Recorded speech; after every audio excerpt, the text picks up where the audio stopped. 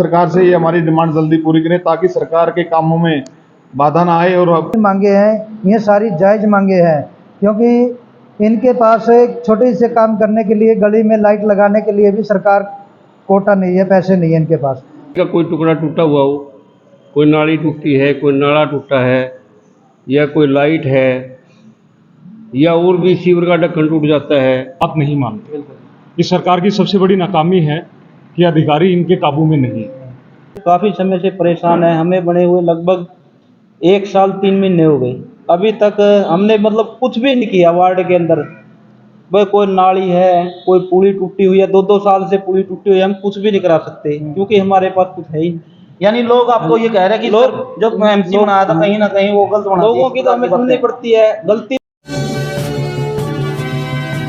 NG news के सभी दर्शकों को नमस्कार। नरवाना के रामनिवास सुरजाखेड़ा जो विधायक है उनके ऑफिस में अब पहुंचे हैं। यहाँ पर जो नरवाना के सभी जो पार्षद हैं वो पहुंचे हैं, कुछ मांगे हैं इनकी, और उस मांगों को लेकर आज एक ज्ञापन भी सतीश सुरजाखेड़ा जो प्रतिनिधि के तौर पर कार्य करते हैं उनको दिया गया है, और रामनिवास सुरजाखेड़ा को ये फॉरवर्ड करेंगे। तो ऐसे में जो एमसी और उप चेयरमैन नरवाना नगर परिषद से पहुंचे हैं, इनसे इनकी समस्या और इनकी मांगों के बारे में जानेंगे। जितने भी दर्शक जुड़े हुए हैं ज़्यादा से ज़्यादा इस खबर को शेयर करें ताकि जो पार्षदों की मांग है वो जल्दी से पूरी हो सके, क्योंकि पार्षद की अगर मांग पूरी होगी तो हर व्यक्ति की जो जिन्होंने इनको मनाया है उनकी मांग पूरी होगी।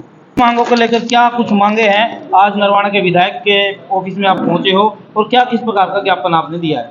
पिछली 15 तारीख को भिवानी में हमने पूरे हरियाणा के जितने भी पार्षद साथी थे सभी ने एक सम्मेलन किया, और वहाँ पर ये फैसला लिया गया कि सभी पार्षद उपमंडल स्तर पर एसडीएम साहब को और लोकल एमएलए को ज्ञापन देंगे ताकि हमारी मांग ये सीएम साहब के पास पहुँचाएँ और हमारी मांगें पूरी हो। इसमें हमारी मांग नंबर 1 पर ये है कि जैसे विधायक का कोटा है, एमपी का कोटा है, सरपंच का है, जिला पार्षद का है, ऐसे हमारा भी एक स्वैच्छिक कोटा हो जिसकी डिमांड हमने 10 लाख रुपये वार्षिक की रखी है। जैसे छोटा मोटा काम हो, किसी पब्लिक का 5,000 रुपया कोई काम हो, हम करवा नहीं सकते, उसके लिए हमें टेंडर प्रक्रिया से गुजरना पड़ता है, वो बहुत लंबा प्रोसीजर हो जाता है, और उसमें 5, 7, 10 हज़ार रुपये में टेंडर वाला कोई आता भी नहीं है।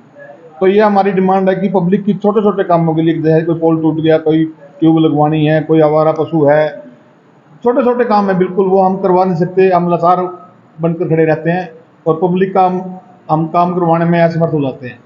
तो हमारी ये डिमांड है कि पहले तो हमारे को स्वैच्छिक मानदेय, हमारा मानदेय भी बढ़ाया जाए, और हमारा स्वैच्छिक कोटा जो 10 लाख रुपए की डिमांड है, ये पहली हमारी ये डिमांड है। दूसरा, हम ये चाहते हैं कि हम सबसे नज़दीक पार्षद होता है या गांव में सरपंच होता है जो पब्लिक के सबसे ज़्यादा नज़दीक होता है, और हमारे एमपी के पास तो कोई पहुंचता नहीं है। विधायक जी थोड़ा बहुत काम यहाँ पर आके लोग करवा लेते हैं और विधायक भी चले जाते हैं, लेकिन हमारे पास तो सबसे ज़्यादा हम पब्लिक के नज़दीक होते हैं और हम कुछ भी नहीं करा सकते। ये बहुत बड़ी विडम्बना है और हमारी सरकार से डिमांड है, ये बिल्कुल जायज़ मांग है, और एक अकेले नरवाना या जींद, ये पूरे हरियाणा की मांग है। तो हम तो ये चाहते हैं सरकार से ये हमारी डिमांड जल्दी पूरी करें ताकि सरकार के कामों में बाधा ना आए और सरकार को भी इसका अप्रिशिएट मिलेगा। बिल्कुल, सुरजाखेड़ा जो प्रतिनिधि के तौर पर काम करते हैं, वैसे जो इनकी मांगे है बिल्कुल जायज़ है, क्योंकि छोटे छोटे कामों के लिए हम मंत्री या एमएलए को नहीं बोल सकते, तो इनको एक 10 लाख का कोटा तो ज़रूरी है, क्योंकि अगर 10 लाख का कोटा मिल जाए तो छोटे छोटे जो काम है ये अपने लेवल पर करवा सकते हैं, जिससे जो जनता है इनसे संतुष्ट भी हो जाएगी। जी, क्या कुछ कहना चाहेंगे? आज सभी पार्षद नरवाना के कुछ मांगों को लेकर पहुँचे हैं जो ज़रूरी मांगे हैं आम जनता के लिए और इनके लिए भी। मैं ये कहना चाहता हूँ कि नरवाना के जो पार्षद आज हमारे पास मांग पत्र लेके आए हैं, इनकी जो भी मांगे हैं ये सारी जायज़ मांगे हैं, क्योंकि इनके पास एक छोटे से काम करने के लिए गली में लाइट लगाने के लिए भी सरकार कोटा नहीं है, पैसे नहीं है इनके पास। तो मैं चाहता हूँ भाई इनके पास कम से कम लाख रुपए का प्रति महीने का ग्रांट तो इनके पास होना चाहिए। 1 लाख रुपए इनके पास कोई पुली बनानी पड़ जाए, कोई भी छोटा मोटा काम करना पड़ जाए वो कर सकें। दूसरी बात, इनके पास वो जो सैलरी मिलती है महीने की, मेरे हिसाब से मेरे ख्याल 7500 रुपये होगी, वो बढ़ाकर 25,000 रुपये इसमें लिखी है, वो भी जायज़ लिखी है कि इनकी सैलरी 25,000 रुपये होनी चाहिए। और इसके अलावा इन्होंने लिखा है कि बीमा, कि हमारा बीमा भी होना चाहिए। बल्कि विधायक जी ने पिछली बार सेशन में आवाज़ उठाई थी कि कोई भी, चाहे जिला पार्षद हो, चाहे सरपंच हो, चाहे वो एमसी हो, ये यहाँ काम लेके जाते हैं, कई बार तो डिस्ट्रिक्ट के अंदर जाना पड़ता है, जिला जींद के अंदर, तो वहाँ पर टोल आता है और टोल के पैसे लगते हैं 200-300 रुपये, तो वो इनको फ्री में लगते हैं क्योंकि काम दूसरे का जाते हैं, पैसे इनको लगते हैं। और इनके कई बार ये नहीं होते, प्रतिनिधि चला जाता है उसके पैसे लगते हैं। तो हमारी ये सरकार से, ये विधायक जी से मैं बोलूँगा कि जैसे आपने इनकी पहले आवाज़ उठाई थी टोल फी माफ़ करने की, इसी प्रकार से इनकी जो भी मांगे हैं वो जायज़ मांगे हैं। हम इनकी मांगों से सहमत हैं और इनकी मांगों को सेशन में उठाकर आदरणीय मुख्यमंत्री जी से बोलकर इनकी मांगों को पूरा करवाए। क्या नाम आपका? नमस्कार सर, मेरा नाम अजय है, मैं वार्ड नंबर 23 से पार्षद हूँ, अजय सेन। हमारी कुछ मांगे हैं जिसकी वजह से हम काफ़ी समय से परेशान हैं। हमें बने हुए लगभग 1 साल 3 महीने हो गए, अभी तक हमने मतलब कुछ भी नहीं किया वार्ड के अंदर। भाई कोई नाली है, कोई पुली टूटी हुई है, 2-2 साल से पुली टूटी हुई है, हम कुछ भी नहीं करा सकते क्योंकि हमारे पास कुछ है ही नहीं। यानी लोग आपको ये कह रहे हैं कि जब एमसी बनाया था कहीं ना कहीं वो गलत बना लोगों की तो हमें सुननी पड़ती है, गलती तो वो बोल रहे हैं भाई हमसे भी गलती हुई है एमसी बनने के बाद। भाई सरकार हमारे काम क्यों नहीं करा रही? हम छोटी छोटी चीज़ों के लिए, एक हम चेयरमैन होता है, किसी को बोलते हैं, कोई अधिकारी हमारी बात नहीं मानता। तो हेल्थ इंश्योरेंस भी होना ज़रूरी है क्योंकि हमें पता नहीं किस काम से कब बाहर कब जाना पड़ जाए। तो जो जैसे टोल है, हमारा टोल भी फ्री होना चाहिए, पार्षद को क्या पता कब कहाँ जाना पड़े। तो पार्षद उनसे सिर्फ नाम पूछेंगे क्योंकि काफी लंबी खबर हो जाएगी, तो ऐसे में एक बार नाम पूछेंगे। क्या नाम है? राजू चौहान, कौन से वार्ड से? 19 वार्ड से। सर क्या नाम है? सुशील अग्रवाल, पार्षद प्रतिनिधि, वार्ड नंबर 10। हाँ जी। सोनम और वार्ड नंबर 21 पार्षद प्रतिनिधि। विपुल नैन, वार्ड नंबर 5। नवीन शर्मा, वार्ड नंबर 6। हाँ जी। Amarjeet, ward number 15। शरण सिंह चोपड़ा, पार्षद प्रतिनिधि, वार्ड नंबर 4। हाँ जी प्रधान जी। Shashikant, ward number 13। तो भाई कुछ और भी पार्षद थे, वो चले गए, उनको जरूरी कुछ काम था, तो ऐसे में जितने भी पार्षद थे इन्होंने अपनी समस्या रखी है, ये काम नहीं करवा सकते, तो क्या कितना प्रभाव पार्षदों पर दिखाई दे रहा है? देखिए, इसमें कोई शक नहीं है कि जो कार्य प्रणाली है उस पर सवालिया निशान है, क्योंकि हमारा जो शहर का काम है वो वार्ड स्तर पर होता है। चाहे वो कोई भी गली का कोई टुकड़ा टूटा हुआ हो, कोई नाली टूटी है, कोई नाला टूटा है, या कोई लाइट है, या और भी सीवर का ढक्कन टूट जाता है, या कोई आवारा पशु है मर जाता है, हम उसका कमेटी में बोलते हैं ऑफिसर्स को, लेकिन तुरंत प्रभाव से उस पर एक्शन नहीं हो पाता।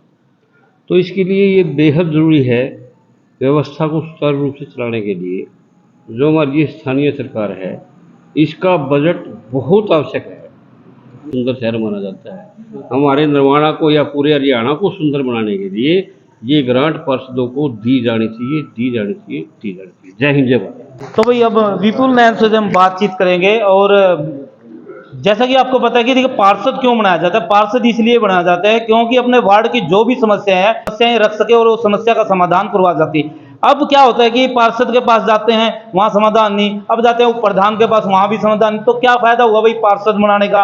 अगर पार्षद को पावर नहीं है किसी काम कराने की तो क्या फायदा हुआ? तो हम चाहेंगे कि सरकार इतनी तो पावर दे कि ये अपने वार्ड जिन्होंने इनको चुनकर भेजा है वो कम से कम अपने वार्ड के तो काम करवा सके। विपुल नैन जी।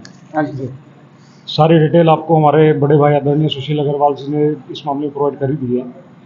मैं सहमति जताऊंगा भाई अजय सिंह से। उन्होंने एक बात कही कि अधिकारी बात नहीं मानते। इस सरकार की सबसे बड़ी नाकामी है कि अधिकारी इनके काबू में नहीं है। आप कोई मर्जी बात लेके चले जाइए, हमेशा अटकाएंगे। इनको कंट्रोल करना बहुत ज़रूरी है। जब तक ये कंट्रोल में नहीं आएंगे, जब तक सिस्टम किसी भी शहर में प्रॉपर रूप से, दुरुस्त रूप से नहीं चल पाएगा।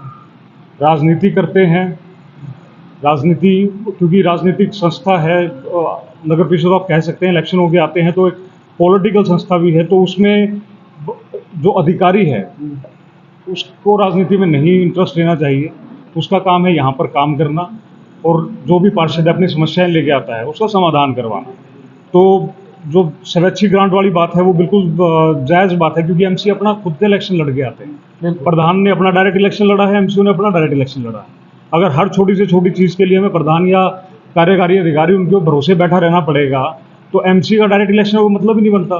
सरकार एमसी इलेक्शन निरस्त कर दे, रद्द कर दे। आप प्रधान चुनिए, कार्यकारी अधिकारी है, दोनों आपस में मिलकर जो डिसीजन ले वो शहर के लिए वो कर लेंगे। जाना तो आम पब्लिक ने वो प्रधान क्योंकि इसमें मैं एक चीज़ आपको बताता हूँ, जितनी भी हमारी हाउस की मीटिंग्स हुई है, जो भी हाउस की मीटिंग्स में निर्णय लिए जाते हैं, देखिए स्थानीय सरकार आपने बनाई है, स्थानीय सरकार का काम है पॉलिसीज बनाना अपने शहर के लिए, अधिकारियों का काम है उन पॉलिसीज को इम्प्लीमेंट करना। लेकिन पिछले 2-3 जितनी भी हाउस की मीटिंग्स हुई है उसमें जो जो निर्णय लिए गए, आप जाके अधिकारियों से पूछिए, उन मीटिंग्स में जो निर्णय लिए गए थे उसमें से उन्होंने एक कार्य भी आज तक किया है। जब तक आप रिपोर्ट कार्ड उनसे नहीं मांगेंगे, उनके काम की उनकी कोई जवाबदेही नहीं तय होगी, जब तक ये ना तो सिस्टम सुधरने वाला, आप कितनी मर्जी ग्रांट ले लो, इनके ऊपर लगाम लगानी जरूरी है। मैंने हमारे समस्त पार्षद सम्मेलन हुआ था 15 सितंबर को हरियाणा में, उससे पहले हमारे यहाँ पे कार्यकारी अधिकारी आए थे देवेंद्र नरवाल जी, मैंने उनको भी एक पत्र सौंपा था। मैंने वहाँ समस्त हरियाणा जो सम्मेलन हुआ है वहाँ पे मैंने मांग रखी है, अधिकार दीजिए। यही सारे पार्षद पूरे हरियाणा से यही डिमांड कर रहे हैं कि जनता को उनके अधिकार दिए जाएं, अफसरशाही पर लगाम लगाई जाए। एक मेरा खड़ा सवाल है और जो सभी जनता का सवाल है, सवाल ये है कि आज के समय में जो सफाई व्यवस्था है वो दुरुस्त नहीं हुई है, क्योंकि रात के समय पहले टेंडर छूटता था, सफाई हो जाती थी, सुबह सबको अपनी अपनी दुकान में सफाई मिलती है, लेकिन आज 10 बजे तक जो गंदगी है हर दुकान के सामने खिलने मिलती है। तो ऐसा क्या हुआ प्रधान जी, अब जब से प्रधान आप भी बने हो, प्रधान जो विशाल मिर्धा जी है जब भी बने, उसके बाद टेंडर नहीं लगा, तो ऐसे क्या क्या कहाँ पर दिक्कत आ रही है? नहीं, ये हमारी कोशिश, पहली कोशिश ये रहेगी। अब हम ये चाह रहे हैं कि जो नाइट स्वीपिंग का जो मसला था वो अब हमारे पास ग्रांट भी है, अब जल्द ही हम इस टेंडर प्रक्रिया को पूरी करके और दोबारा नाइट स्वीपिंग का कार्य लगवाने की पहली कोशिश में हमारा काम ये होगा, ताकि आज शहर को व्यवस्थित रूप से सफाई दे सकें हम। तो भाई लगभग 1 साल हो चुका है और लोग देखते हैं इनको ऐसी नज़र से कि काम नहीं करवाते पार्षद, लेकिन ये भी क्या करें क्योंकि सरकार ने इनके हाथ बांधे हुए हैं, क्योंकि जो पहले ग्रांट मिलती थी कहीं ना कहीं वो बंद कर दी गई है और छोटी छोटी ग्रांट दी जाती है जिससे ये खुद काम नहीं करवा सकते। भाई सरकार की नाकामी है जिसके कारण से ये आज खुलकर काम नहीं करवा सकते। तो मैं चाहूँगा सरकार उनको पूरी परमिशन दे, जैसा कि इन्होंने आज 10 लाख की ग्रांट की है, तो अगर 10 लाख की ग्रांट इनको मिल जाती है तो वो जो पूरे काम अधूरे पड़े हैं वो कहीं ना कहीं पूरे किया जा सकते हैं। एनजी न्यूज़ की एक खास रिपोर्ट, धन्यवाद।